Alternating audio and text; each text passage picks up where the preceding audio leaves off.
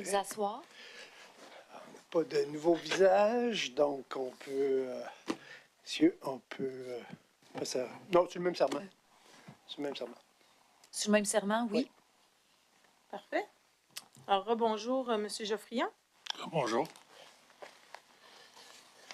Alors, juste avant qu'on prenne la pause du dîner, en fait, j'aimerais revenir juste sur une petite question. Là. On a parlé du comité, des sous-comités ou des comités découlant du CA. Le comité, c'est TI, là, je pourrais l'appeler comme ça. Est-ce que vous rappeliez, là, puis évidemment, je ne parle pas des rencontres du CA, vous nous avez dit là, que c'était au moins à peu près une par mois et plus, là. Mais en ce qui concerne les rencontres du comité TI, est-ce que vous vous rappelez à peu près la fréquence de vos rencontres? C'était plus fréquent que le conseil. C'était plus fréquent? Que le conseil. Que le conseil. Il y en avait au moins une avant le conseil, mais des fois, ça en prenait d'autres entre-temps pour être prêt pour le conseil, là, surtout quand on avait des enjeux plus difficiles à départager. OK, donc c'était minimalement comme le conseil, donc en moyenne une fois par mois et même plus. C'est ça. OK. Dans certaines périodes plus actives. Est-ce que vous jugez que durant la gestion du projet CASA, on était dans une période un peu plus active pour le comité TI? Oui, surtout dans la phase 2. Là. Dans la phase 2. Et dans la phase 2, vous diriez que la fréquence est à peu près quoi? Bien, au moins le conseil, parce que c'est un comité qui a sa programmation des travaux pour l'année. C'est prédéterminé. Ah oui, oui. Il y a certaines choses de suivi qui sont au besoin, comme le projet, là, c'est quand ils ont des problèmes, mais il y a toute une série de vérifications de conformité qui sont faites régulièrement.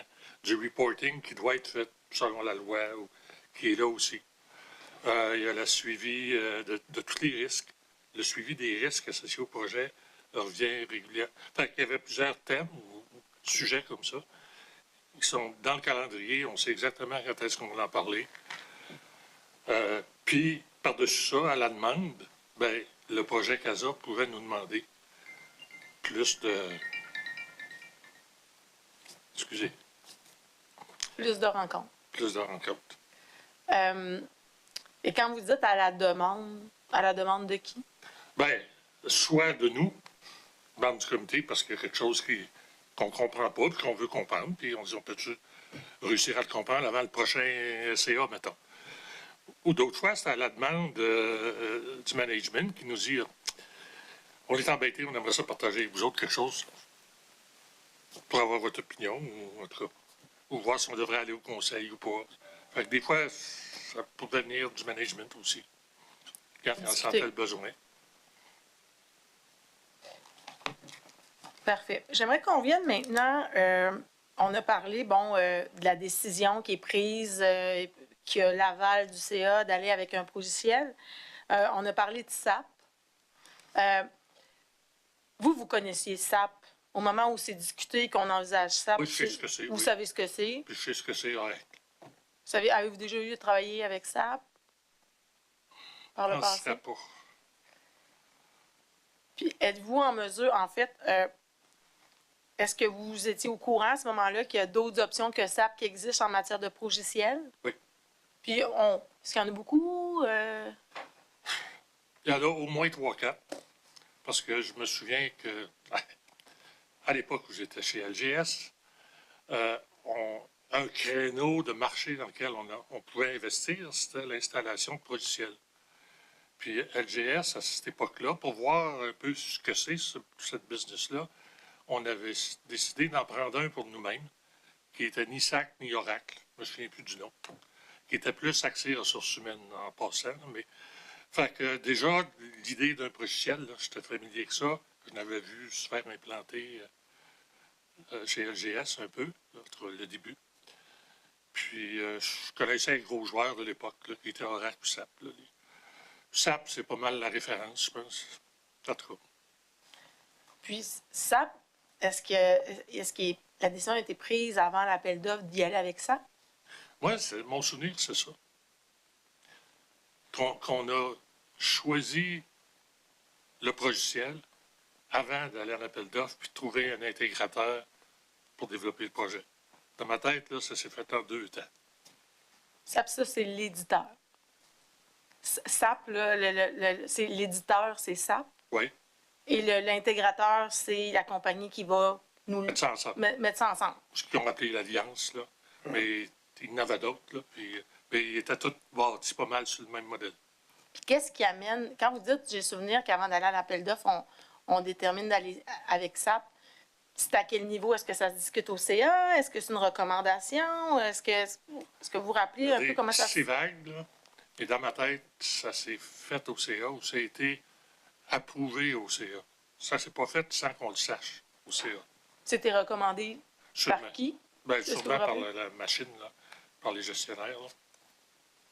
Par l'équipe TI que vous nous avez mentionné plus tôt qui faisait Oui, puis ses devoirs? probablement backé par le PDG. Là, pour moi, là, c'est le management qui nous proposait de le faire comme ça, comme processus. T'sais. Puis moi, je trouvais que ça faisait bien du sens. Puis pourquoi SAP plus qu'un autre? Voilà, vous demanderez au comité. Vous vous rappelez pas? Ben, moi, j'ai jamais... Et si ça vous a été proposé d'être SAP, est-ce qu'il n'y a pas eu à ce moment-là des explications pourquoi ce serait plus ce logiciel-là qu'un autre? Il y en a sûrement eu, dont je ne me souviens pas. Probablement que ça avait un lien avec la capacité de trouver du monde pour travailler avec. Peut-être parce qu'il y avait un meilleur secteur assurance que d'autres, je le sais. Mais habituellement, c'est ce genre d'affaires-là. Le support, va-t-il avoir du support? Ils sont où? Il y en a-tu au Canada, du monde de SAP? Puis, fait que, je suis sûr qu'il y a eu un argumentaire qui justifiait ça parce qu'ils n'ont pas fait ça sur le coin de la table, là, je suis certain. Je suis certain qu'ils ont fait des tests, qu'ils sont allés voir. Je ne sais pas s'ils ont bâti une espèce de jury ou pas, là, je ne me souviens pas. Là. Mais ils ont suivi un processus de choix, puis ils sont revenus au conseil avec ça. Puis, nous autres, au fond, tu sais, si les autres pensent que c'est le meilleur, hein, tu sais. Pas nous autres, les experts. Là. Mais ce que vous nous dites, là, qu'il y a eu un processus, est-ce que SAP Sûrement. avait été identifié, à votre souvenir, avant l'appel d'offres? Pour les intégrateurs, Bien, en fait, pour les deux, là. je ne sais pas si le choix de l'éditeur, comme vous dites, si ça s'est fait par appel d'offres. Je ne suis pas sûr. Vous n'êtes pas certain de ça. Non, je ne suis pas sûr que ça s'est fait par appel d'offres. Je pense qu'ils ont travaillé avec les différents éditeurs, puis ils ont évalué les produits, puis ils ont choisi. Est-ce que c'est possible qu'il y ait... Parce qu'il y a le choix de l'éditeur, ça implique aucun contrat sur le moment, tu sais. Comprenez-vous? Mais même si tu dis, je veux le faire avec SAP, mon projet. Juste dire ça, ça ne coûte rien, là, tu sais. Vous ne signez pas de contrat, fait qu'il n'y a pas de geste administratif ou légal qu'il faut faire approuver quelque part, là. Fait qu'il n'y a pas eu d'appel d'offres parce qu'il n'y a pas de prix. Tu sais, Non, mais est-ce c'est que... comme si vous décidez que vous achetez une Volvo au lieu d'une Volkswagen. Vous pouvez prendre la décision, mais vous n'êtes pas encore chez un concessionnaire en train de l'acheter, là. C'est pour ça que je vous dis, il n'y a probablement pas eu d'appel d'offres. Il y a probablement eu des évaluations. OK, fait à votre souvenance, à vous, il y aurait... Puis c'est quoi le CA? C'est quoi son implication, justement, dans la rédaction de l'appel d'offres, la sélection des candidats? Est-ce que vous avez participé à ça? Nous autres, ce qui nous intéresse le plus, c'est les processus. On a suivi des processus intelligents qui font que, normalement, c'est la bonne réponse qui sort. Si on a évalué plusieurs produits, puis que c'était une équipe, puis qu'ils sont arrivés avec un produit, puis qu'ils ont un discours qui fait du sens, tu sais. Moi, je suis satisfait. C'est pareil pour l'appel d'offres. Cet appel d'offres-là, est-il conforme aux règles applicables? La réponse, c'était oui. Bon, l'avez-vous fait sérieusement? Bien là, ils nous ont expliqué tout ce qu'ils ont fait. Puis on dit, bon, ils nous ont montré la pile de documents que ça faisait. C'était rassurant. Donc on dit, bon, ils ont suivi le processus, ils ont l'air d'avoir travaillé sérieusement, bien, allez-y. Et justement, si je reviens sur cet appel d'offres-là, est-ce que vous vous rappelez qu'il y a eu une demande, en fait, d'allègement ou une demande particulière qui a été faite au Conseil du Trésor pour utiliser une méthodologie différente en ce qui concerne cet appel d'offres-là? En fait, je vous parle du CT, ce qu'on appelle le CT.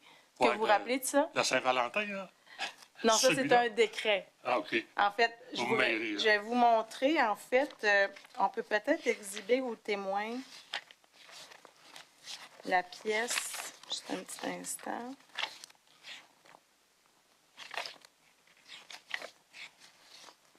Ça disait quoi, votre CT? En fait, là, c'est 14 p 13, s'il vous plaît.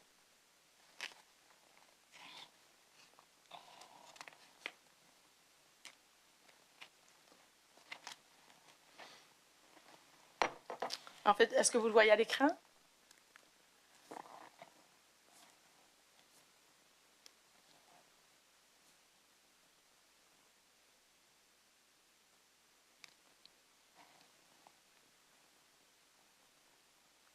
Oui. Est-ce que Ok. vous vous rappelez de ça? Non, mais c'est un CT qui approuve, qui donne la permission dans un appel d'offres, si j'ai bien compris. Là. En fait, qui permet des modalités particulières. On va parler de dialogue compétitif, en fait, ce qui Ah, permet le processus qu'ils ont suivi, oui, un oui. processus Oui, qui oui, est parce qu'il distinct de ce qui prévoit n'était la pas loi. standard. Ça prenait vraiment que le Conseil accepte un processus, appelons ça, mieux adapté aux circonstances. Et ça, est-ce que vous vous rappelez que le CA a adopté le fait que cette demande-là puisse être soumise au Conseil du Trésor? Est-ce que vous vous rappelez de ça? Je me souviens qu'on l'a demandé. Quel formalisme il y a eu là, au CA, je ne m'en souviens plus. Parfait. J'aimerais qu'on exhibe le PV du 26 février 2015. Madame la greffière adjointe, là, Oui. C'était quoi le numéro de cote? il n'est pas coté Ah, il n'est pas encore. coté Il n'est pas encore. coté Je pense encore, qu'on non. l'avait coté. Non, on Ok, ne l'a je pas coté. m'excuse. Parfait. Je vais simplement le montrer aux témoins. Parfait.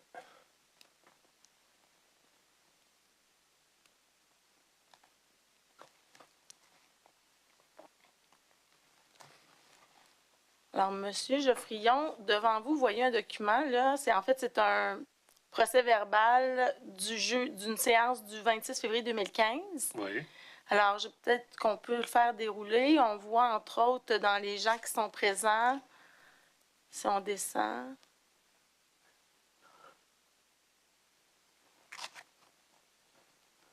Juste un instant, on voit que vous y êtes Ah oui, je suis présent. là. On voit que Ok. vous êtes là. Je me reconnais. C'est déjà un bon début. Alors, si on continue, on va descendre. Je vais vous demander de vous rendre, Madame la greffière, à la page 4 du PDF. Oui, du PV en même temps.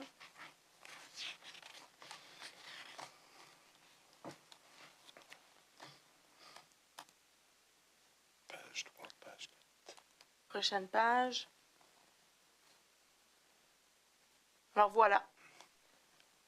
Alors, on voit, bon, positionnement d'un PGI. Alors, il y a une proposition formulée et appuyée par les membres du Conseil. La résolution suivante est adoptée.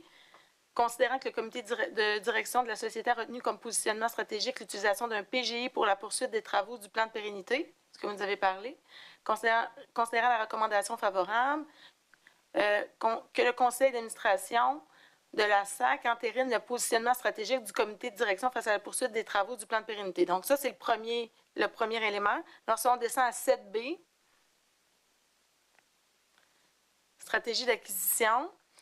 Alors, considérant la recommandation favorable du Comité des technologies de l'information, il est décidé que le conseil d'administration de la société appuie la société dans ses démarches pour obtenir une décision du Conseil du Trésor pour que soit bonifié le processus d'acquisition en fonction des besoins de la société, permettant ainsi de bien gérer les risques contractuels associés au dossier et assurer une meilleure poursuite des travaux. Alors, on voit que c'est entériné. Est-ce que vous vous rappelez de ça? Oh, oui, ben, je suis confortable avec ça. Là. Mais Ça est-ce que vous correspond rappelez? à mon souvenir général Ça vous de ce ramène? qui s'est passé. Là. Parfait. Alors, j'aimerais le déposer, Madame la greffière. Sous 17 P 31. Merci. Et le PV de quelle date? Il est du 26 février 2015. Merci.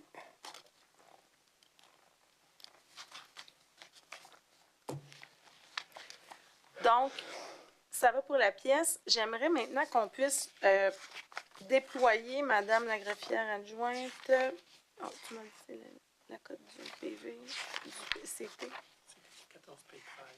14 p 13, s'il vous plaît.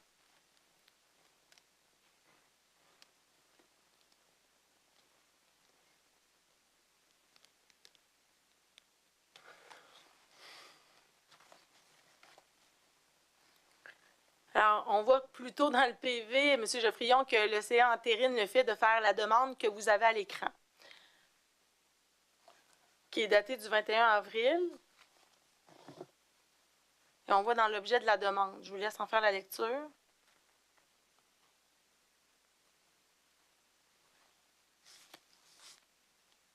Pas sûr que je comprends ce qu'ils veulent dire, en tout cas. Conclure un contrat selon un processus. C'est suite à un processus d'appel d'offres, j'imagine?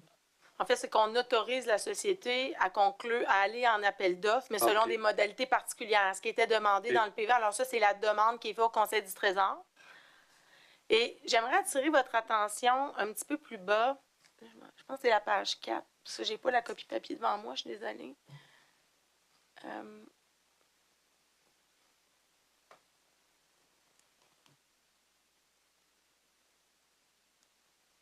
Oups. Je vais le retrouver. OK. Je m'excuse, ce sera pas long, on va le... Ça va, c'est les yeux secs. OK, on va redescendre.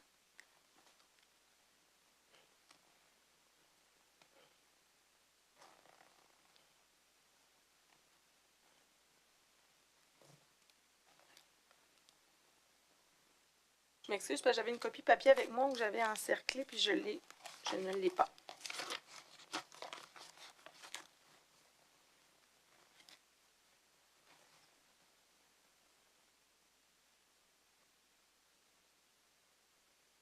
OK.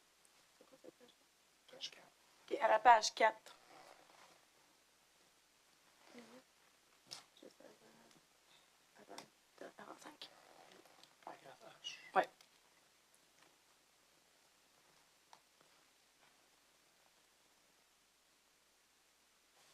Des petits problèmes.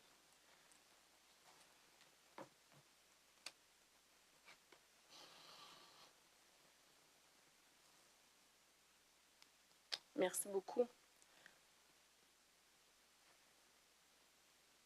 Alors, je vais vous demander de descendre encore un petit peu. OK. On voit à la section H, adjudication. Je vais vous amener à lire le dernier paragraphe qui débute par la société.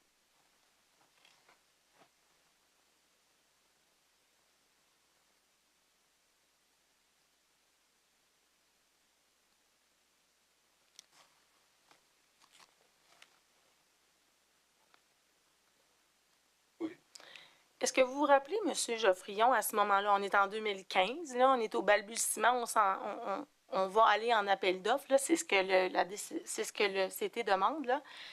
On parle ici d'un contrat qui est estimé à 200 millions et qui inclut le coût des ressources internes de la SAAC.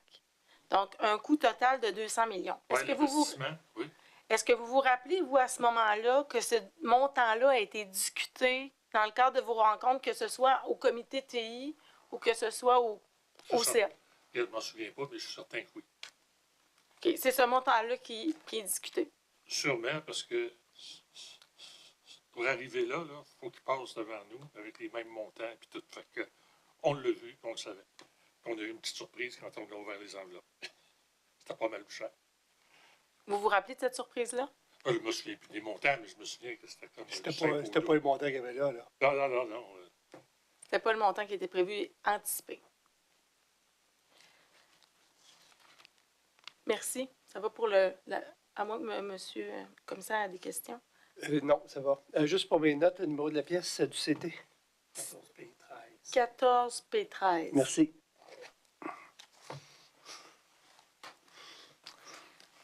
Donc, je veux revenir, M. Geoffrion, à SAP. Oui. Je vais revenir à SAP. Vous avez souvenir que SAP n'a pas eu besoin d'aller en appel d'offres, qu'il y a eu des discussions. Est-ce que... Je ne me souviens pas. Vous vous souvenez pas? Pour SAP. OK. Est-ce que... Peut-être eu un, je ne m'en souviens pas. Est-ce que à votre souvenir, il a pu être là, SAP, pour l'évaluation des besoins. À partir du moment où on a décidé d'aller avec un logiciel, est-ce que, de votre souvenir, SAP est rentré assez rapidement dans les études, dans les évaluations de ce qui pourrait pas être fait? Je ne peux pas dire que j'ai un souvenir de ça là, d'une façon ou de l'autre. Par contre, ça ferait plein de sens. Je comprends. Parce que une fois que tu as choisi ton coffre à outils pour préparer ton appel d'offres, tu voudrais bien avoir son expertise pour être sûr que ton appel d'offres est cohérent avec ce que j'appellerais les caractéristiques de ton coffre à outils. Pas demander des choses que tu n'as pas les outils. Puis... Fait que d'après moi, ça ferait du sens. Donc, quand vous apprenez que c'est SAP, quand c'est SAP qui, au final, on conclut le contrat et que SAP est le système qui est retenu, pour vous, c'est pas une surprise, là. Alors là, où on s'est mal compris. Vous m'avez demandé si SAP était venu aider à faire l'appel d'offres, c'est ça que vous voulez savoir? Entre autres, oui. Oui, l'appel d'offres pour un intégrateur, pas pour un logiciel. Mais pour Dans vous, ma tête, là, OK. Mais si je vous dis qu'il y en a eu un appel d'offres pour un logiciel, ah ben, tant mieux. Ouais, mais est-ce que SAP était là avant ou après? je ne sais pas. Vous en rappelez pas? C'est tellement pas... Je me souviens pas. Je ne sais pas. Je sais qu'ils ont parlé aux grands produits là, qui sont disponibles, mais je ne me souvenais pas que c'était par appel d'offres. Je pensais qu'il y avait testé. Mais dans la mesure où il y a un appel d'offres pour déterminer le logiciel, si SAP est présent dans l'analyse et dans la rédaction, voyez-vous un problème? Ça serait un peu tannant, peut-être. Ce serait tannant, hein? Je ne dis pas que c'est dramatique, mais c'est un peu tannant. Même s'il n'y a pas d'argent tout de suite le premier matin en face, là, en tout cas, j'aime moins ça. Et à ce moment-là, vous dites que vous ne savez pas s'il y a un appel d'offres ou pas, mais c'est donc important quand même de déterminer à quel moment SAP arrive dans l'histoire, là. Je vais demander, Ouais, je vais vous faire moi, je appel sais à pas. votre mémoire. Vous ne le savez pas? Moi, tu sais, ça fait longtemps. Il y a eu bien des réunions. Ce que je me souviens, c'est qu'il y a eu une évaluation. Là, vous me dites que c'était un appel d'offres. Tant mieux. Puis SAP est sorti de la boîte. Moi, c'est ça, je me souviens. Pour moi, c'était ça l'important. C'était avec qui on travaille. Mais qui était en dessous des équipes, puis quels consultants ont aidé la société à préparer ses affaires? Je sais pas. Il devait être en quelque part dans la pile de contrat. Vous vous en rappelez pas? Mais s'ils ont aidé à appeler un appel d'offres auquel ils répondaient eux-mêmes, c'était un peu agaçant. J'admets.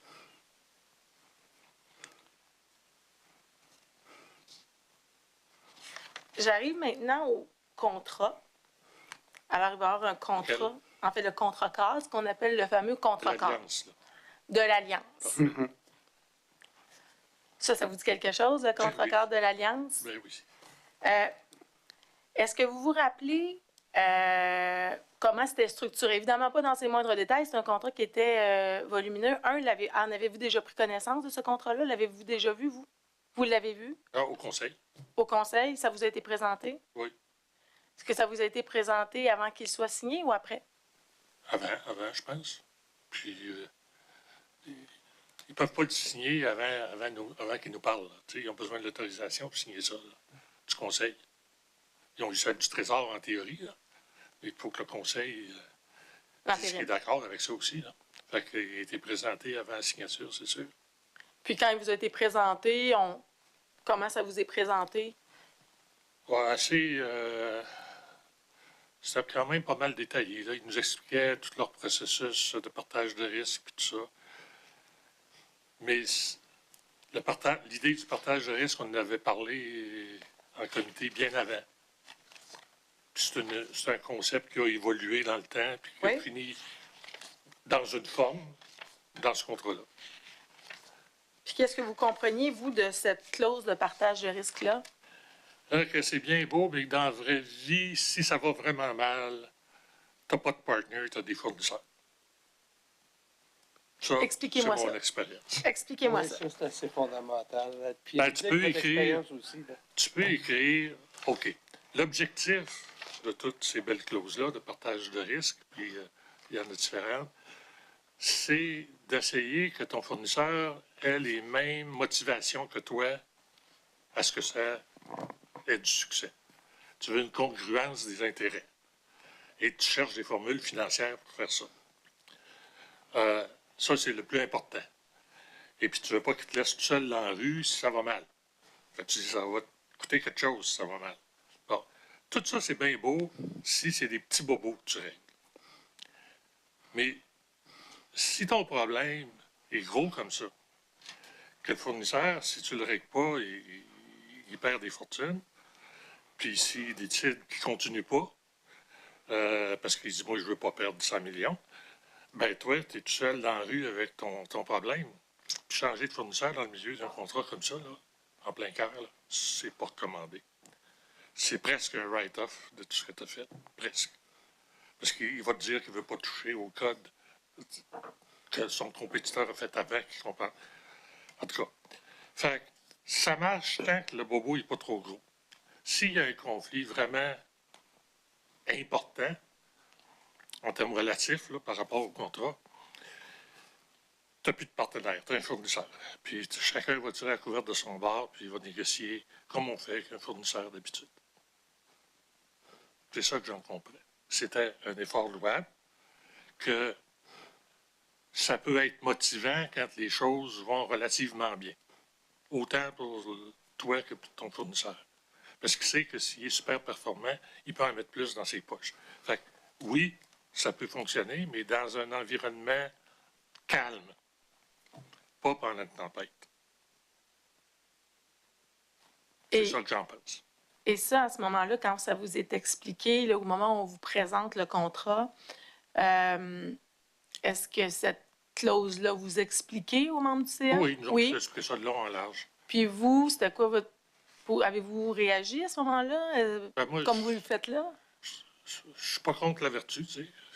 Je suis pas, parce que des fois, si ça va bien, tant mieux. Fait que, pour moi, c'était quelque chose de positif. J'ai peut-être pas dit que si on avait une catastrophe, ça tiendrait plus, mais pour moi, c'est assez évident qu'un contrat, celui-là ou n'importe quel autre, quand il y a les intérêts des deux parties deviennent trop divergents, le contrat saute. C'est un juge qui s'en mêle.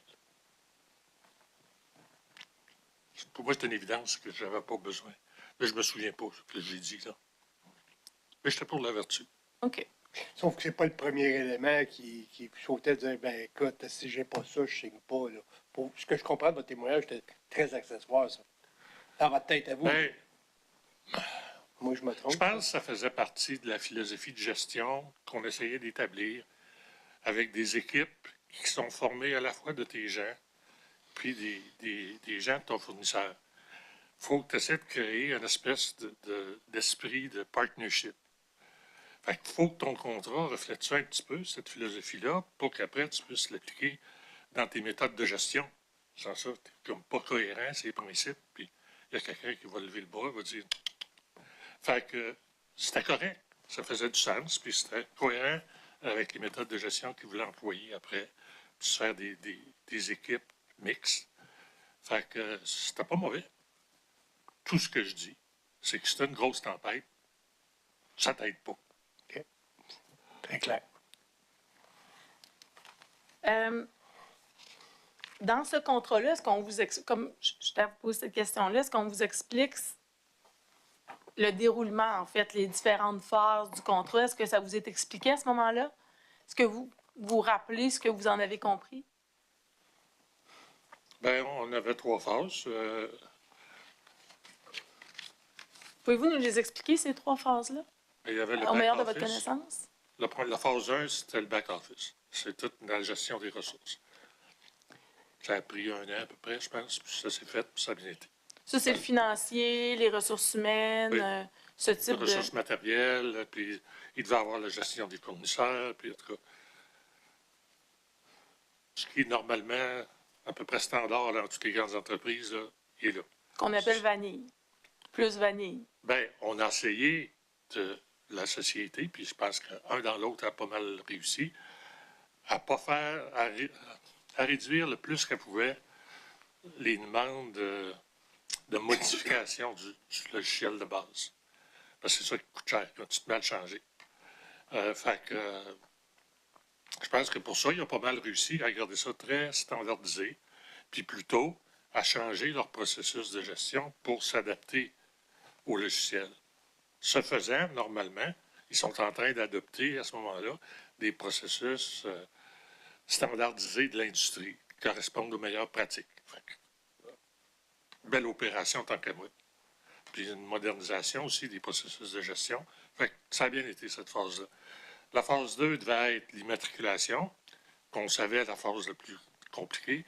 Puis la phase 3, ça devait être l'assurance, dans la mesure où la phase 2 avait marché. On ne voulait pas le mettre tout de suite vraiment dans le paquet.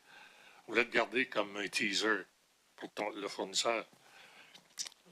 Pour être capable de dire, ben fais-moi une belle phase 2, puis peut-être tu auras phase 3, tu sais. Mais je pense qu'on avait mis, on ne l'avait pas autorisé, mais on avait mis, je pense, une réserve financière dans le contrat. Je ne me souviens plus exactement. Là. Ça fait partie du prix total du contrat. Il me semble que oui. Je ne suis plus certain là, de ce qu'on a fait. Ça fait trop longtemps. Et puis, avec ça, avec les développements des logiciels, il y avait une période où ils exploitaient le système avec nous autres.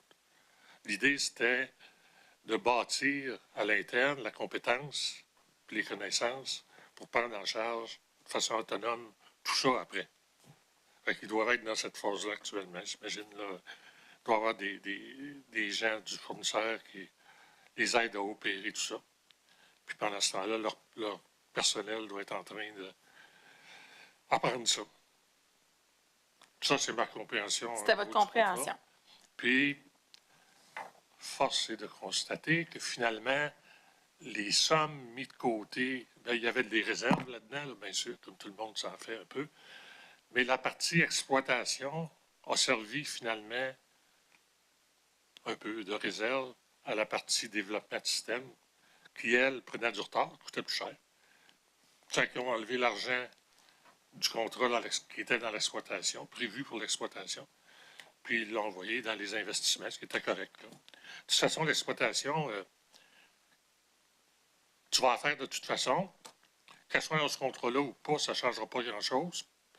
Puis, tu vas la dépenser de toute façon, parce que il y avait des systèmes avant, là, puis il y avait des coûts d'exploitation, ces systèmes-là. Le jour où ils ne sont plus là, puis il y en a des nouveaux, les coûts d'exploitation continuent. Je ne sais pas s'ils sont plus hauts ou plus bas, mais ils doivent être pas mal dans la même ordre de grandeur. Fait qu'en un sens, c'est une dépense déjà dans notre budget de base, tu sais.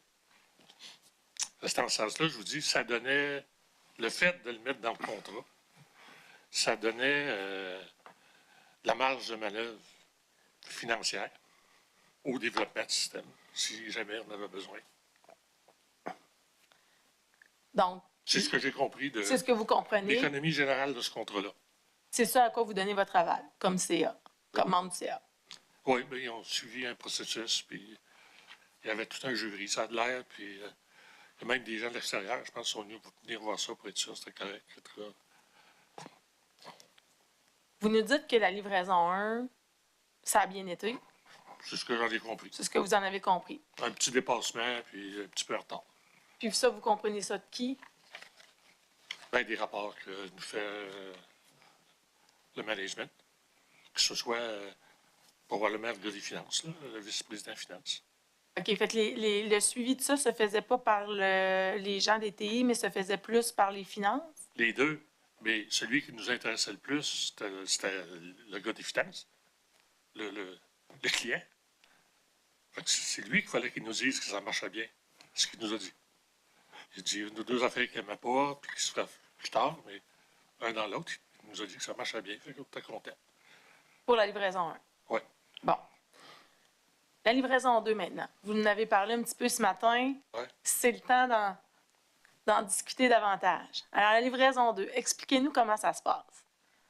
On n'a pas tout fait ça le matin. On a parlé effectivement là, de fermer 10 jours, etc. Là, mais plus, je pense On a plus parlé dans le de la détail, mise ouais. en service, exactement. Mais Ouais. là, ce que j'aimerais qu'on voir avec vous, c'est à partir du moment où on débute cette phase-là du contrat, la livraison 2, comment ça se passe? C'est quoi la gestion interne?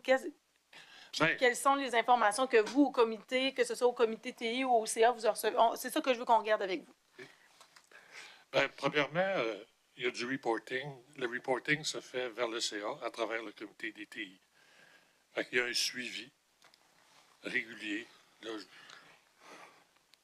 qui est fait à ce comité-là. La principale préoccupation, il y a deux grandes préoccupations de ce comité-là.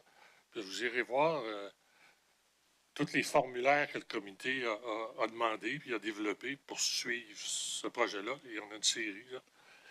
Les deux grandes préoccupations, c'était la performance. Donc, on avance-tu, on réussit-tu à obtenir la performance de développement qu'on espérait avoir? Genre, être capable de faire 3000 processus d'affaires aux 3 mois, ou en tout cas. Il y a du code à écrire, là. Puis, il y a des hypothèses là-dessus, là, qu'on va être capable de l'écrire à telle vitesse. Ils ont brisé, là, toute cette phase-là, je pense, en 1000 quelques, 1500, 1800 petits morceaux, petits bouts de saucisse, qui constituaient une espèce de sous-processus d'affaires. Puis il y avait des relations entre ces bouts de saucisse-là pour donner le service au client au final. Ça, c'était suivi. Puis, Par qui? C'était suivi par qui? par nous, le comité. Bien, par le management, bien sûr, avant nous autres, là, ils nous ramenaient des synthèses de ça habituellement. Mais ça, pour nous, c'était crucial. On est-tu capable de processer la saucisse au rythme où on a prévu? Parce que tout le budget et le temps est basé en grande partie sur l'hypothèse que je vais être capable, mettons, de manger 30 saucisses par jour. Fait que, ça, c'est la première préoccupation. Comment ça va sur le plancher? Réussissez-vous? Non? Savez-vous pourquoi? Expliquez-nous. Qu'est-ce que vous faites pour essayer de corriger ça? Ça a été une discussion qui a duré presque tout le temps. Parce qu'ils n'ont jamais réussi à atteindre, peut-être à la fin complètement, les objectifs de productivité qui se donnaient au plan du codage de la patente. La deuxième grande préoccupation du comité, c'est la gestion des risques. Même si, en théorie, la gestion des risques relevait du comité de vérification pour l'ensemble de l'organisation, le projet était tellement compliqué qu'on a décidé de faire une gestion des risques spécifique à ce projet-là, très étendue. Ça fait que là, il y avait plein de petites lumières, là, les feux de circulation, là, jaune, vert, rouge. Là. Et puis, ben, tout ce qui était ressources humaines, c'était toujours jaune ou rouge. Là. De temps en temps, il y avait des bloquants ailleurs, tu sais, là, comme, je sais pas, on ne réussit pas à avoir une pièce, on ne réussit pas à avoir un morceau de logiciel, ou on ne réussit pas à trouver les 2 experts, ça nous prendrait dans tel domaine. Ça, c'était des bloquants ponctuels, puis ils réussissaient à les régler, puis on les suivait. Généralement, au fond, on leur demandait qu'est-ce qui ne va pas, qu'est-ce que vous faites pour le corriger. T'sais, fondamentalement, c'est ça. Puis la gestion de risque. Puis la gestion de risque, c'est devenu très importante. Puis là, il y avait 2 comités qui s'intéressaient à ça. La Vérif et nous autres. Fait qu'on a décidé de tout mettre ça ensemble, les membres des comités, pour suivre le projet, parce qu'au fond, de 2 angles différents, on avait la même préoccupation face à ce projet-là, les risques. Puis, c'est normal qu'on ait eu cette préoccupation-là, parce que quand on a autorisé ce projet-là à voler, puis à signer, puis à partir, on le savait. On le savait qu'il était très risqué. Mais on a compris qu'on n'avait pas vraiment le choix du moment. Puis il était très, très risqué à quel niveau? J'ai fait le tour un matin, là. Mais il était risqué. C'était quoi? C'est votre préoccupation? Vous dites qu'il était très risqué. Là. Qu'est-ce qui vous inquiétait là, quand vous signez? Bien, ce qui nous inquiétait, d'une part, il n'y avait pas le personnel en place pour encadrer un projet comme ça. Il faudrait que tu te fasses encadrer par des consultants en partie. Il n'y avait pas la connaissance et l'expérience de grands projets comme ça en place. Au plan technologique, il n'y avait pas l'expertise en place pour gérer les nouvelles technologies. Il fallait la développer, l'engager, tu sais. Fait, donc le niveau de maturité et d'expérience disponible à l'interne était insuffisant. Donc, ça allait prendre de l'aide un bon bout de temps avant qu'il y ait des connaissances suffisantes. Ça voulait dire des contrats, puis ça. On avait compris ça, fait qu'on voulait suivre ça. Puis être sûr qu'il était capable d'encadrer tous les groupes de travail, là, parce qu'il y en avait là, jusqu'en Inde. Là. Fait que ça, c'était la première préoccupation, notre capacité à gérer ce projet-là. La deuxième, c'est d'avoir de la main-d'œuvre. Tout le monde au Québec cherchait de la main-d'œuvre. Puis de la main-d'œuvre simple, c'était rare. Fait que le recrutement de la main-d'œuvre puis d'avoir les bonnes expertises au bon moment, c'était un casse-tête constant. Est-ce qu'à ce moment-là, une de vos préoccupations était qu'il y avait des risques de dépassement de coûts? Ah, bien, c'est sûr. Tout ça, tous ces risques-là, ça se traduit en dépassement de coûts et de temps. C'est pas compliqué. Si le risque se matérialise, tu sais, au fond, tu prends les chances. Tu dis, je vais-tu être capable de le gérer? Je pense que oui. Même si je ne suis pas nombreux. Au fond, c'est ça que la société a dit.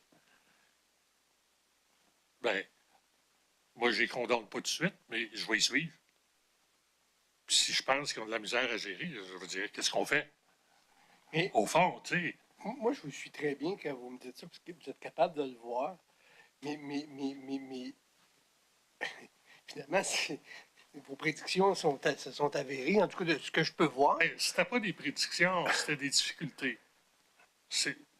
On savait que ce serait des difficultés auxquelles ferait face ce projet-là. Mais l'administration, vous répondait quoi à ça? Parce que je comprends que vous avez posé des questions. Ben, vous répondait quoi? L'administration était consciente de ces risques-là. Regardez, mais le pari qu'ils ont pris, l'équipe de management, au fond, c'est qu'ils étaient suffisamment forts puis bien supportés par leurs équipes, qu'ils réussiraient à passer à travers raisonnablement.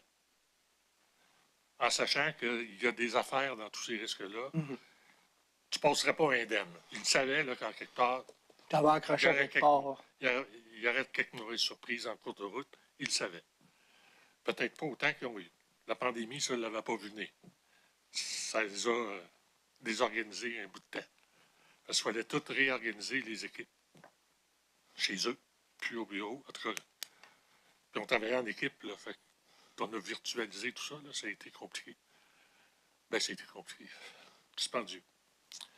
Fait ces risques-là, le pari qu'ils ont pris, c'est qu'ils réussiraient à passer à travers, avec l'aide de consultants, avec l'aide du conseil, puis d'autres, j'imagine, du trésor un peu, qu'ils réussiraient à passer à travers raisonnablement.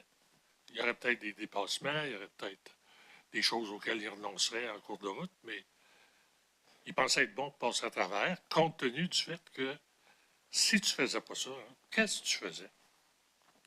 Parce que là, c'est ça le problème pour eux autres, là.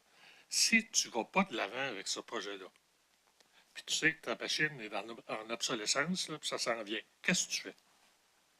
Tu recommences à zéro, puis tu essaies de trouver d'autres idées, d'autres fournisseurs. C'était ça le vrai problème de la société. Qu'est-ce que tu fais si tu ne fais pas ça? Ils n'aimaient pas ça, les chiffres. On n'a pas aimé ça personne quand on a vu les prix sortir de l'appel d'offres. Mais on les a regardés, on dit, peut-être c'est rendu ça le prix juste, le prix du marché. On ne sait pas, tu sais. Donc, je comprends que vous aviez des craintes dès le départ qu'il puisse y avoir, pour les raisons que vous nous expliquez, dépassement de coûts. Oui. Pour les raisons que vous nous avez expliquées.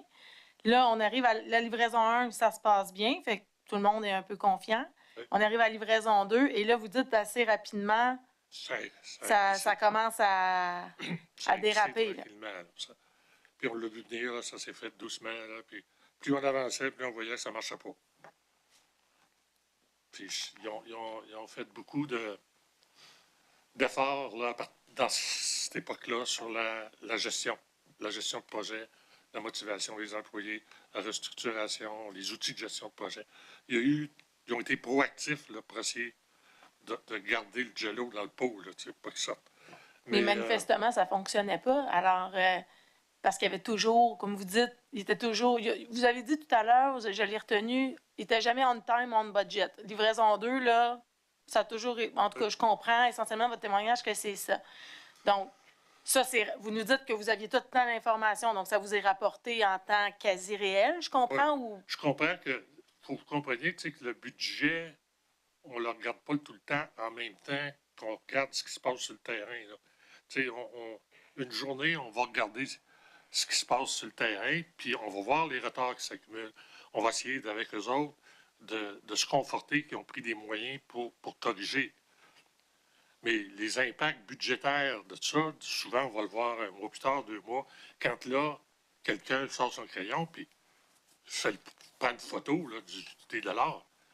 On le savait intuitivement que ça serait plus, parce que ça avançait pas assez vite sur le terrain. Mais le combien de plus, là, il fallait faire le point une fois de temps en temps.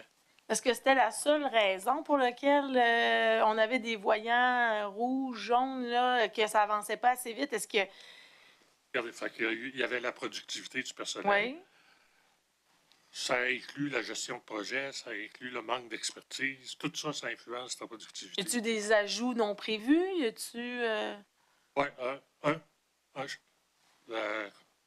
comment ça s'appelait, là? Contrôle routier. Le contrôle routier. Ça, le contrôle routier, Ça n'a pas prévu à l'origine. c'était pas prévu dans le contrat. Non plus. Donc, c'était pas prévu à l'appel d'offres ni au contrat. Ça a été ajouté en cours de route, Oui. en cours de livraison 2. Quelque part, Dans après le contrat. Dans le contrat, alors qu'on a commencé à exécuter le contrat. Oui. Ben, je ne me souviens plus de la date ou à quel moment exactement, mais on était parti, là. On était parti sans ça. Puis, pouvez-vous nous expliquer brièvement, c'est quoi ça, le contrôle routier? Qu'est-ce que ça impliquait? Ben, c'est des agents qui sont un peu partout sur les routes, là, tu sais, mais ils ont besoin d'ordinateurs parce que quand un camion arrive, il faut qu'il identifie la flotte, le propriétaire, tout ça, parce que des fois, il y a des droits à payer. Fait que eux autres ont besoin d'un accès beaucoup à l'immatriculation pour faire leur travail. À ce moment-là, à l'origine, il n'était pas prévu d'être intégré. Ça veut dire qu'il aurait mis une espèce de petite interface pour eux autres à côté, là, qui leur donne un accès aux données. Bon, en cours de route, la direction a changé d'idée. Il va décider de les intégrer. Peut-être parce que ça avait bien été dans la version 1, là, dans la phase 1. Mais en tout cas, à un moment donné, on a décidé de les intégrer. Pour des raisons qui sont plus de l'ordre du management des ressources humaines, probablement. Ça a toujours été, c'est un morceau d'activité qui n'a pas toujours été à SAC, qui a été importé d'ailleurs, je pense. Je me souviens plus d'où. Je me demande si ça n'a pas déjà été avec la police, en tout cas. Et ils se sentaient mal aimés, c'était assez évident. Et un peu comme des étrangers à la SAC. T'sais. J'ai l'impression que la relation, conséquemment, n'était pas toujours facile avec le syndicat et tout ça. Ce qui n'était pas surprenant. Puis j'ai l'impression que la PDG a voulu leur donner un signal que oui, vous êtes des citoyens et des employés à part entière. On va vous intégrer comme tout le monde dans le projet. T'sais. Il devait y avoir un peu de ça, là. Si ma mémoire est bonne, là, des discussions qu'on a eues. Est-ce que ça vous est présenté, ça, en fait, aux membres du Oui, CA? oui. Au comité TI avant, au CA par la suite? Est-ce que vous vous rappelez de l'ordre? Pas nécessairement. Je ne me souviens plus du processus, là, mais je sais qu'on en a parlé. Et à ce moment-là, quand on vous présente ça, est-ce qu'on vous indique qu'il y aura des coûts associés, évidemment? Hein? Oui. On ajoute des fonctionnalités? Je ne suis pas sûr, mais il me semble que c'était une soixantaine de millions. Soixantaine de millions. Donc, on doit ajouter au contrat initial qui était prévu, là, la signature initiale qui était prévue, là.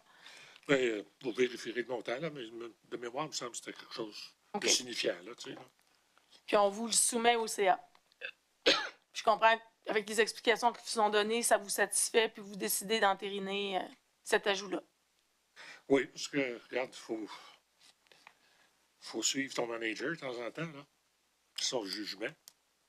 Puis elle avait l'air à penser que c'était une bonne idée. Puis le gars d'informatique avait l'air à dire que c'était un peu plus compliqué, mais ça se manage. Fait que bon, on dit correct. Quand vous parlez du gars d'informatique, est-ce que vous parlez de M. Oui. Malenfant? Non, c'est juste pour bien Non, c'est pas de bonne l'identifier. façon. En tout cas, Non. M. Mélenchon. C'est M. Malenfant. Juste pour s'assurer qu'on parle de la bonne personne. Et est-ce que, bon, je comprends que vous y allez de mémoire, là, 60 millions, là, à votre connaissance, y a-t-il un avenant au contrat pour ajouter ce 60 millions de dollars-là? Ou Sûrement. c'est par votre connaissance?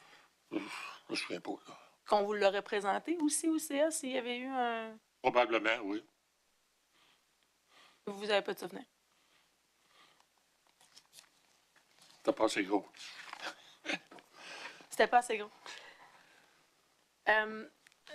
Si on revient encore là, la livraison 2, là, est-ce que vous vous rappelez quand est-ce qu'elle débute, cette livraison, quand on tombe dans la phase 2 là, du contrat, là, qui se passe pas super bien? Là? On a donné le contrat, quoi, en 2020?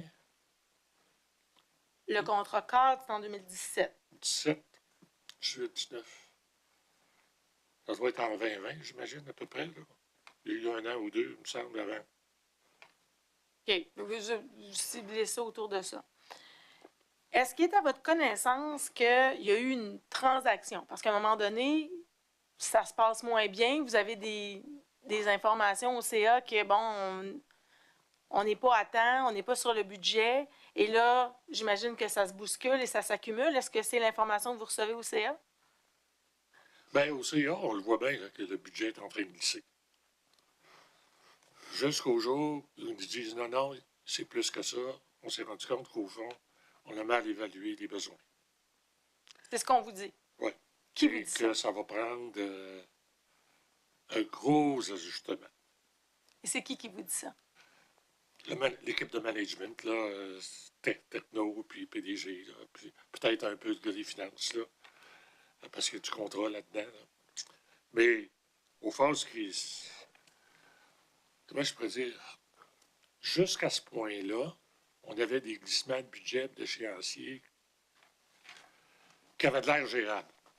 Qui avait de l'air. Qui avaient Selon l'air ce qu'on plus. En tout cas, en quelque part, il y avait quelque chose de gérable à l'horizon comme problème financier. Et pour le moment, c'était surtout un problème financier. Puis ça, c'est les problèmes les moins pires d'un point de vue de réalisation de contrat. L'important, c'est ce qui se passe sur le terrain pour arriver avec un produit final. Là. L'argent, tu règles ça au-dessus après. Tu essaies de ne pas perturber ce qui se passe sur le terrain, les développeurs, puis tout ça, avec des préoccupations d'argent. Pour moi, l'argent, ça avait l'air pas trop pire, puis on réglera ça ailleurs. On se chicanera, mais il faut que sur le terrain, ça continue à travailler puis à produire. Fait que jusqu'à temps qu'ils nous disent que là, ils s'étaient trompés. Qu'on avait mal évalué du côté de la SAC la complexité puis l'ampleur de la phase 2. C'est la question, qui c'est qui vous dit ça? Hein? Qu'est-ce qui vous dit ça? C'est présenté comment? À un moment donné, ça va. Puis comme vous dites, moi je m'en vais, c'est très bon soin, puis on réglera ça plus tard. Puis tantôt, vous avez parlé d'un gros problème. Là. Oui. Un gros problème. Ça arrive quand? Ça arrive. Ça Ça arrive arrive d'un comment, conseil par l'équipe de management là, qui est là pas mal toute, j'ai l'impression. Je ne me souviens plus exact. Là, mais... Puis on vous présente ça comment? Les enveloppes sont vidées. on n'était pas encore rendu là, mais on commençait à, comment je peux dire, donc, on ne réussissait pas à avancer à la vitesse qu'on pensait. Mais pendant ce temps-là, sur le terrain, il y a des gens qui planifiaient le travail. Tu sais, là. Puis c'est eux autres, probablement, qu'à un moment donné, ils ont dit « Hey, il y en a bien plus en avant que tout le monde l'a pensé. » C'est probablement comme ça que c'est remonté. On ajoute des besoins aussi, ce que je comprends, c'est qu'on ajoute des fonctionnalités qui n'étaient pas prévues au départ. Parce qu'on vous dit, on a mal évalué les besoins, donc nécessairement, ça a beaucoup d'ajustements en cours de route. Regarde, des nice to have, là, ou bien des tacs à faire en français, là, il y en a tout le temps qui s'ajoutent. Et pour la consigne, comme pour la première phase de la consigne, c'est ça, on limite ça le plus qu'on peut. Fait qu'il y en a sûrement eu, là, mais pas à hauteur de la surprise qu'on a eue, là, c'est impossible. Okay. C'est pas de même que la vie marche.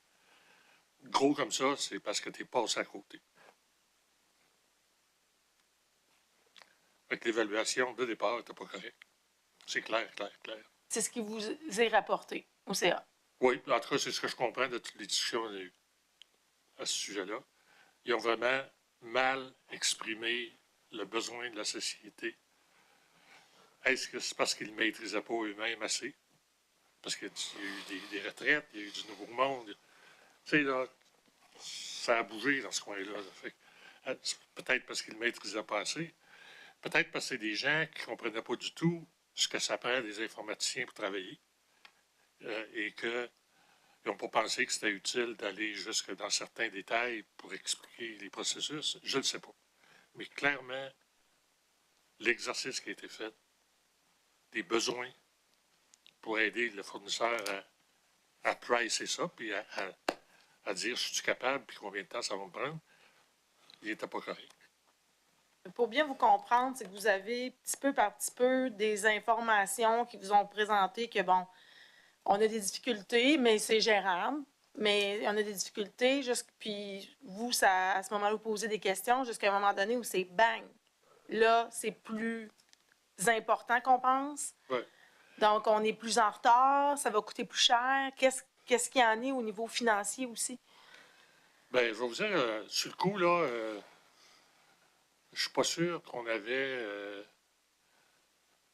Je suis pas sûr qu'on avait le chiffre au total, là. Parce qu'il y a eu comme une. Devant ce phénomène-là, là, de déconnexion entre la réalité et ce qu'on pensait, la PDG, l'idée c'était que la PDG puis s'assoit avec sa contrepartie dans l'Alliance.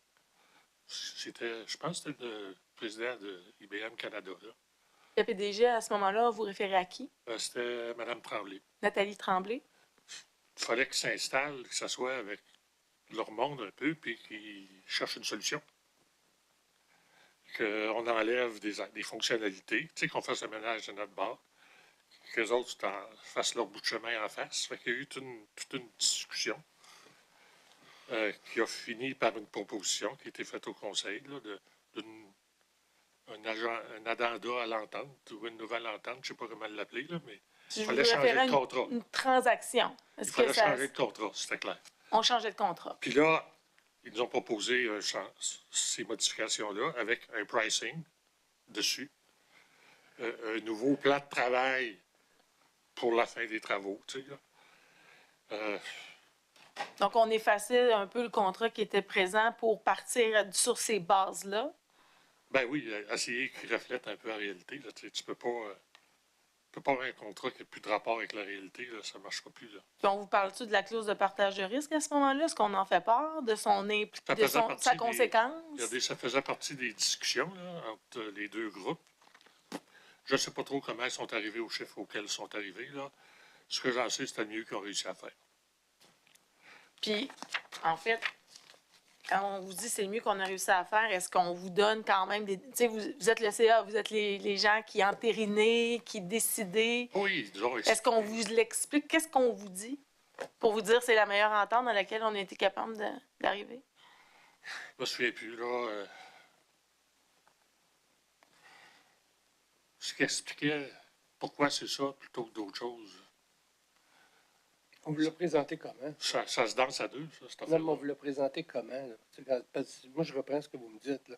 C'est le plus qu'on puisse être capable de faire et tout ça. On vous présente ça comment? Là? Ça veut dire qu'il y a Ben, beaucoup de sommes d'engranger. On est parti, on a un air d'aller, on fait table rase. Puis on présente ça comment? On fait pas de table. Là. Il y a ben, dans le financier, d'une certaine façon, oui. Mais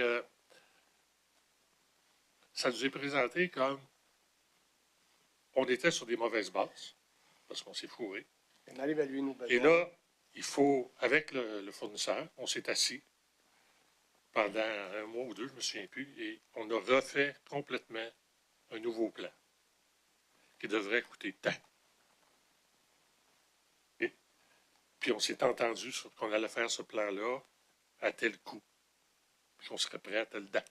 Peu importe les sommes déjà engagées. Oui, on parlait de l'avenir. On parle de venir. Telle date, on commence. C'est ça. Surtout pour le financier.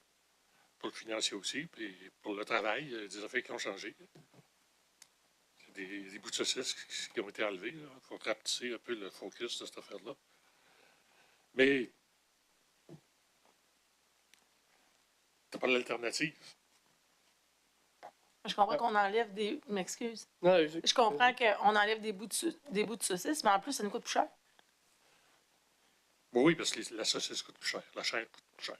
Ça, c'est sûr. Mais une fois que vous êtes rendu là, qu'est-ce que vous faites? Vous n'avez pas tellement le choix. Puis, d'une certaine façon, les deux parties ont avantage à trouver un terrain d'entente. Pour IBM, là, arrêter ça en plein milieu, là, puis pas être capable de s'entendre avec son client, il y a comme un PDG qui aurait perdu sa job au Canada. Fait il y a une réalité économique qui force les deux à essayer de trouver un compromis. Tout le monde va tirer de son côté de la couverte, c'est certain. Mais à la fin, ils arrivent avec un chiffre, puis ils disent voici ce qu'on serait capable de convenir avec les autres.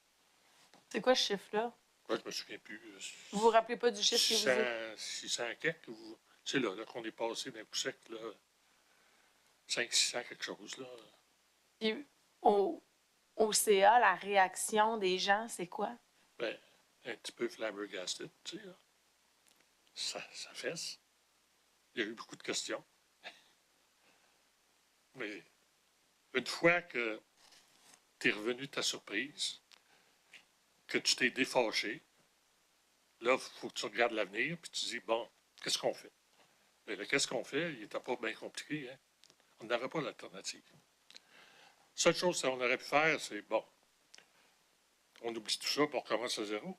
Puis passer, je ne sais pas, 100, 200 millions, 300 millions en perte. Puis être pas plus avancé face à notre problème d'obsolescence. Premier scénario, absolument pas. Le deuxième, c'est de dire change de cheval. Changer de fournisseur, c'est toujours. Il faut être prêt pour le roller coaster parce que lui, il va être comme un politicien, le nouveau fournisseur. Pendant 1 an ou 2, c'est toujours la faute du gars avant. Fait que. Il ne sera pas bien bon joueur pendant un bout de temps, là. Tant qu'ils mettent ça sur le gars avant, ben, il ne fera pas de compromis pour te faire plaisir. Puis le temps qu'ils comprennent ce que tu as, ça peut prendre 1 an. C'est gros, là, c'est des millions et des millions de lignes de code. Fait que changer de fournisseur, changer de cheval, là, c'est pas gratis. Ça coûte cher.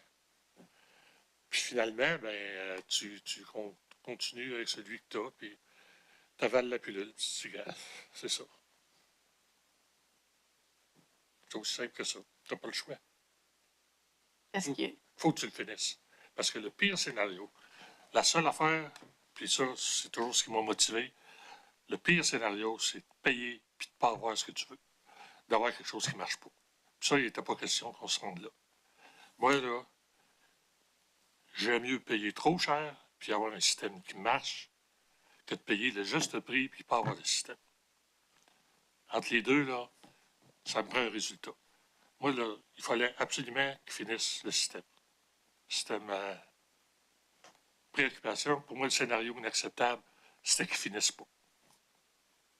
Est-ce que votre préoccupation que vous exprimez était partagée par les autres membres du CA selon les discussions que vous avez eues? Fait que, ben oui. Pensez-vous que ça nous faisait plaisir de doubler ce budget-là? Hein? On avait l'air de quoi comme CA? Pas des niaiseux, là. On le savait.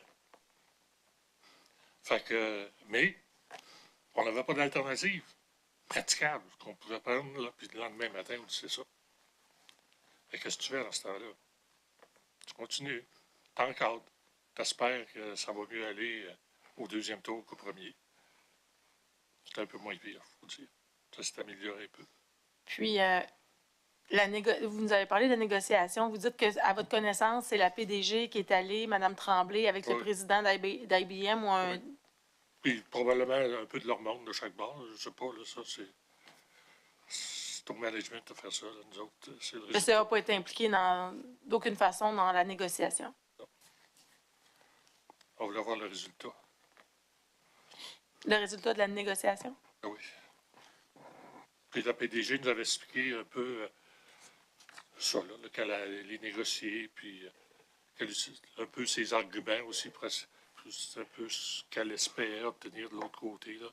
Je me souviens qu'elle nous a expliqué un petit peu là, comment elle voulait aborder ça. Que je me souviens pas comment, là, mais je me souviens qu'elle nous a expliqué ça un petit peu. Pour voir si on était confortable à ce qu'elle parte, qu'elle s'essaye. Là. Puis on lui a dit oui, vas-y. Je vais vous parler à ce stade-ci des auditeurs. Externe, Le- interne. On va parler d'interne et d'externe. Oui. Il y a des auditeurs à la SAC, en fait, que ce soit à l'interne ou à l'externe, il y a les deux.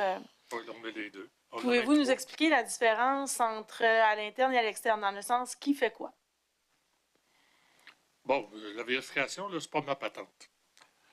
J'ai toujours eu de sensibilité désagréable avec la vérification. OK? Mais, Qu'est-ce que vous voulez dire par là? ah, tout le monde est pour la vertu. Et de temps en temps, c'est vrai qu'il faut mesurer où on en est par rapport à la vertu. Mais en quelque part, il ne faut pas que ça empêche non plus le gros bon sens dans l'action.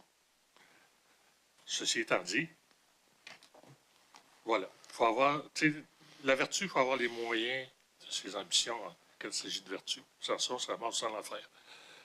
Bon, le vérificateur interne, c'est sûr il y avait son programme standard de vérification que tous les vérificateurs internes ont, là, dans les sociétés d'État, au gouvernement, puis il y a des règlements pour ça.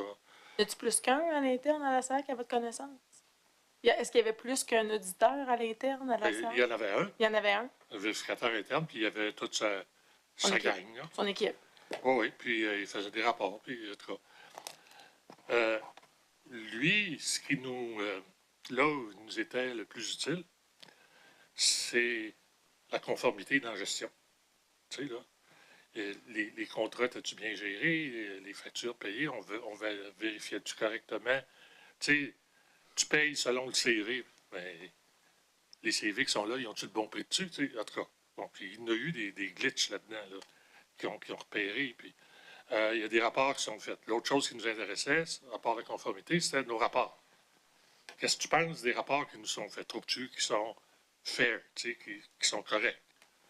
Et puis, c'est arrivé à l'occasion qu'il disait, ben, ici, je le ferai autrement. Et on a eu une grosse discussion, la plus grosse discussion qu'on a eue, je pense, avec lui, c'était sur comment on évalue le travail fait. Tu essaies de voir quel pourcentage tu as dépensé, puis par rapport à l'effort total à faire, tu es rendu où? C'est là que tu vois si tu es productif ou pas. Là. Fait que, il n'aimait pas, ou en tout cas, il trouvait des bobos à la méthodologie utilisée par l'équipe informatique pour essayer de définir, en termes de production, où est-ce qu'il était rendu. En pourcentage, tu sais, là. Et puis, mais en dessous de ça, il y a où tu es rendu physiquement, là, combien de saucisses tu as fait, puis tout ça. Il trouvait que la méthodologie avait peut-être un petit biais favorable, disons. Ou Favorable à ce que ça aille mieux que ça ça paraisse. paraissait peut-être un peu mieux que la vraie mesure. Et il aurait voulu qu'on change, qu'on améliore ça. Mais c'était pas important dans le sens suivant. Si tu as un biais, puis tu le sais, puis tu gardes la méthodologie, toujours la même, toi et moi, tu vas glisser, puis tu vas les voir, qu'ils ne marchent pas. Tu sais, que tu aies un biais de 2, 3, 4, 5 si tu l'as tout le temps, puis que tes chiffres, à chaque mois, là, tu vois que le pourcentage où ils sont rendus, c'est pas ce qu'il avait dit. Ça ne changera pas, là, tu sais. C'est pas. Si tu gardes toujours la même méthode, toujours le même billet, c'est pas trop grave que la méthode ne soit pas parfaite. De toute façon, il n'y aura pas de méthode parfaite. C'est un grand débat chez les gestionnaires de projet. Comment tu mesures ce qui a été fait par rapport à ce qui reste à faire. Mais l'important, c'est de de toujours avoir la même méthode, de ne pas changer, de toujours avoir la même. Ce qui fait que tu le sais que peut-être, c'est un peu comme ton odomètre sur ton auto. Moi, ma Vaux, je sais qu'elle est 3-4 km/h plus basse que la vraie vitesse. Mais pour moi, c'est pas ça l'important, c'est de voir de l'aiguille comment elle bouge. J'ai-tu de l'air pas mal autour des limites permises ou si je suis 30 km/h au-dessus? Ou 20 km/h en bas, tu sais. L'important, c'est de savoir que tu as un billet, un petit. De toute façon, c'est toujours une estimation. Fait que tu auras toujours un petit billet quelque part, d'un bord ou de l'autre. Moi, j'aime mieux garder la même méthode, savoir qu'elle a un petit défaut, mais savoir que les variations de mois en mois sont bonnes.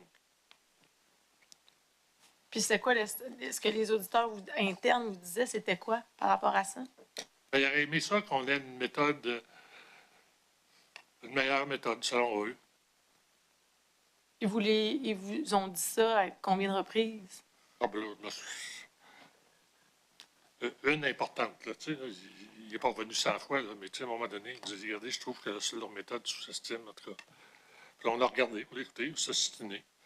Puis, Qui s'est obstiné avec qui? ben, les membres du comité, les gens de vérification, le comité de vérification. Tu sais, on discutait.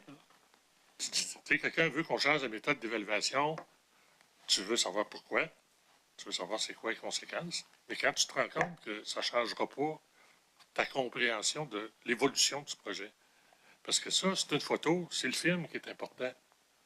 Fait que, si mon appareil prend des photos toujours un peu plus noires que la réalité, l'important, c'est l'image.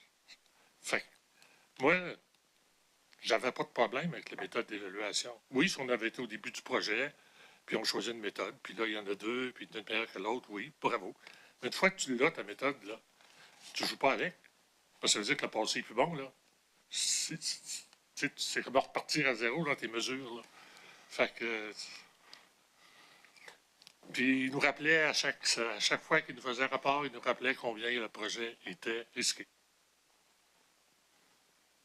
Ce qui nous mettait en beau fusil. Pourquoi? Ben, on le sait. Depuis le début qu'on le sait. En français, là, on appelle ça du... Non, on oublie ça. J'ai rien dit. Non, faut que je fasse attention. À comment je m'exprime. Monsieur le Président. Bon, Vous avez dit effectivement, donc, il vous disait des choses que vous saviez déjà. Alors, non, c'est la manière. oui, J'étais trop enflammé, là. non, Faut j'ai bien compris ça. Est-ce que ce serait temps de prendre une pause en place, qu'il est 3h15? Oui, on peut prendre une pause à ce stade-ci, puis on reviendra après la pause pour compléter les questions que j'ai pour vous. OK. On vous libère aujourd'hui, ça, c'est sûr. Pardon? On vous libère aujourd'hui, c'est sûr. On ne vous demandera pas de revenir demain. Là. Ça, on va terminer Oui, avec vous ok, aujourd'hui. Oui, ça, je vous le on vous garantis. l'assure. C'est la seule garantie que je peux vous donner à date. Mon chien va être content. Ah, on prend 15 minutes. Merci. Veuillez vous lever, 15 minutes de pause.